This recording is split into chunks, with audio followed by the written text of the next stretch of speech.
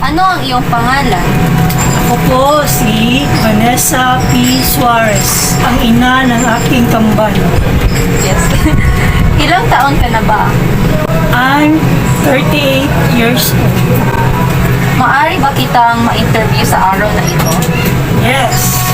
Ano ang iyong masabi o opinion tungkol sa mga LGBTQ? Sa palagay ko, ang mga LGBTQ is anak din yan sila sa Diyos. But, may but talaga na question mark dahil hindi sila ipinanganak para maging bakla. Okay. Sa tingin o palagay mo ba nakakatulong ba sila sa pagpapalago ng ating ekonomiya? Hindi. Bakit? Palagay ko, hindi sila, sa aking opinion lang, hindi sila nakakatulong sa pagpapalago ng ating ekonomiya dahil marami ng bakla dito sa ating bansa. Then, bakla, meron ding bastos na mga bakla, hindi karapat-dapat ng mga bakla dahil marami silang mga ginagawa na hindi sangayon sa ating lipunan. Tingin ka ba sa same-sex marriage? No, At bakit? I don't like that. Kasi ay nakasaad sa ating sabi ng Panginoon sa pulong ng Diyos ay walang same-sex marriage.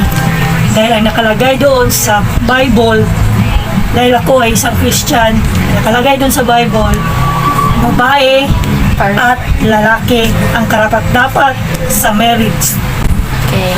Maari ba nating i-discriminate ang mga miyembro ng LGBTQ? Hindi natin dapat sila i-discriminate. Dapat respetuhin din natin sila. Dahil anak din sila ng Diyos. Okay. Ano ang maaari mong maipapayo sa mga LGBTQ? Sa akin, ang magpapayo ko sa kanila, hindi man nila gusto ang nangyari sa kanila, dapat maging totoong tao sila at dapat maging matino sila dito sa ating bansa. At dapat umasa sila sa tulong sa Panginoong Diyos, bao ang Bible. Okay. Sa palagay mo, katanggap-tanggap ba ang pagsuot ng damit pambabae at panlalaki ng mga miyembro ng LGBTQ? Ang para sa akin, dahil sila ay isang lalaki pa rin, ang karapat-dapat na suotin nila ay panlalaki talaga. Dahil sila ay lalaki talaga. At yung mga babae din. Isang ayon ka ba para sa mga LGBTQ for sex change? No. At bakit?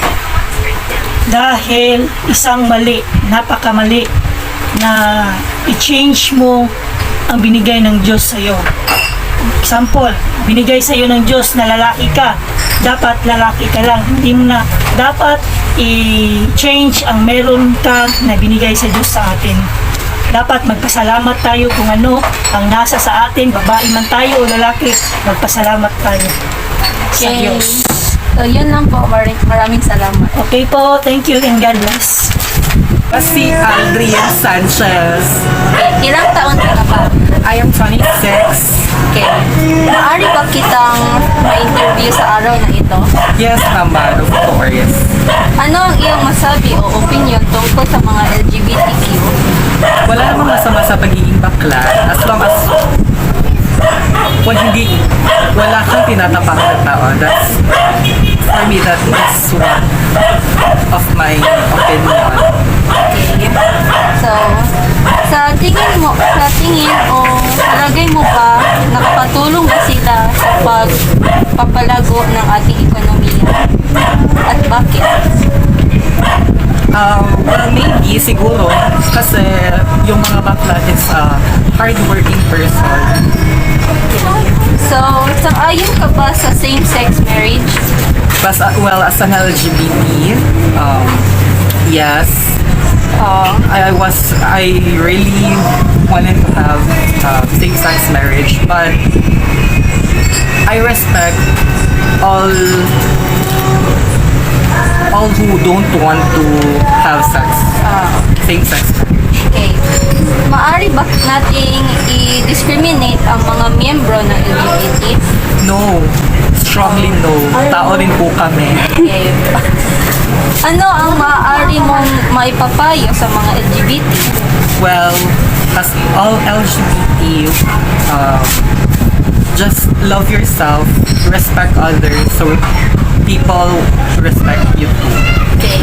So, sa palagay mo, katanggap-tanggap ba ang pagsuot ng damit pang babae at panlalaki ng mga miyembro ng LGBT at bakit? Yes, everyone has a freedom to everyone has a freedom to sana siya To wear. to wear what they want. Yeah. Sang-ayon ka ba para sa mga LGBTQ for sex change at bakit? Actually, as for me, I really don't want to, pero everyone has their own decision. Yes. That would be all. Charis. Yes. So, thank you po. I'm CBP Source.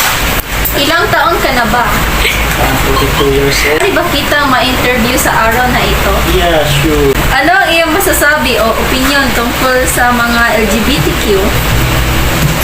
Well, ang opinion ko tungkol sa mga Christian, LGBTQ, Yes. tama. Oh. Sila ay mga tomboy, bakla. Sama sa lipunan. Ginawa ng Diyos. Mga buhay nila may purpose. Ayun. Sa tingin o palagay mo ba nakakatulong ba sila sa pagpapalago ng ating ekonomiya? In reality, nakakatulong. Marami silang partisipasyon sa ating community. Nagtatayo ng mga negosyo, nag-aalaga ng mga mahal nila sa buhay. Tulad din natin sila, mga tao. Kung yung mga ginagawa natin, ginagawa din nila. May mga damdamin, may mga puso, isip. Sang-ayon ka ba sa same-sex marriage at bakit? Hindi. Bakit? Kapag ito sa mautusan ng Panginoong Diyos, Maaari ba nating i-discriminate ang mga membro ng LGBTQ? hindi natin sila pwedeng discriminate. Dahil pag discriminate sa isang tao, isang kasalanan sa Diyos, wala tayong karapatan musga kahit sino man sila, ano man sila, mabayot man sila, mabakla man sila, o tuboy. Ano ang maaari mong maipapayo sa mga LGBTQ? Harapin nila yung katotohanan. Yung katotohanan na sila isang lalaki at isang babae, nilikha ng Panginoon. Kung nilikha na lalaki, ay dapat maging lalaki. At babae, kailangan maging babae. Palagay mo, katanggap-tanggap ba ang pagsuot ng gamit ng babae at panlalaki ng mga miyembro ng LGBTQ? Biblically, hindi. Pero in reality, natatanggap nila, pero biblically, hindi talaga pwede. Dapat ang lalaki magsuot ng damit ng lalaki, yung babae dapat magsuot ng damit ng babae. Okay. Sang-ayon ka ba para sa mga LGBTQ for sex change at bakit? Hindi. Dahil, kung ano yung ginawa ng Diyos, yun ang nararapat at yun ang perfecto para sa iyo, hindi mo pwedeng baguhin. Kung ikaw ay ginawa ng isang lalaki, huwag mong gawing babae ang sarili mo. Kung ikaw ginawang babae ng Diyos, huwag mong gawing lalaki ang sarili mo. Dahil malaking kasalanan pagbabago sa iyong katauhan na ginawa ng Panginoon. So dapat na pangalagaan mo ang iyong katawan gaya ng pagpapahalaga mo sa Panginoon. Huwag mo itong baguhin, huwag mo itong dumihan kahit ano pang gawin mo. Kasi yung katawan mo, yun ang nararapat at perfecto para sa iyo. Okay. Maraming salamat po.